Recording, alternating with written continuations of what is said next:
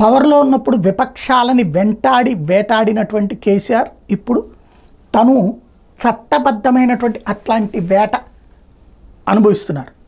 యాక్చువల్గా అంతకుముందైతే రేవంత్ రెడ్డిని జైల్లో పెట్టించిన, లేకపోతే కనుక బండి సంజయ్ని జైల్లో పెట్టించిన, చట్టాన్ని చుట్టంగా మార్చారు, తన పని తను చేయనివ్వలేదు.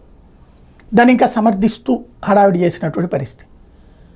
ఇప్పుడు తన మీదకి కేసులు వచ్చేటటువంటి సందర్భంలో న్యాయస్థానాల్ని ఆశ్రయించాల్సిన పరిస్థితి వచ్చింది.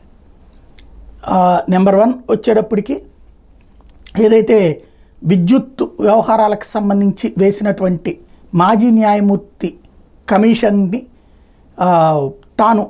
తనని ఇబ్బంది పెట్టడానికి వేశారంటూ, దానికి అర్హత లేదంటూ ఏకంగా హైకోర్టును ఆశ్రయించారు. తనకి నోటీసులు ఇస్తున్నటువంటి నేపథ్యంలో ప్రెస్ మీట్లు కూడా పెడుతూ సహజ న్యాయ సూత్రాలకు విరుద్ధంగా వ్యవహరిస్తున్నటువంటి కమిషన్ని పక్కన పెట్టమన్నటువంటి కోరిక.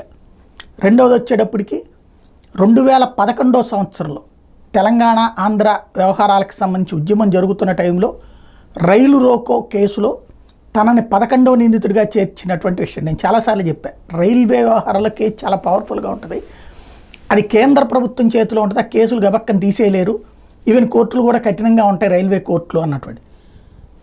ఆయన తర్వాత 2014 నుంచి 24 దాకా 23 దాకా సీఎంగానే ఉన్నారు, కానీ ఆ కేసు మాత్రం తీయించుకోలేకపోయాడు.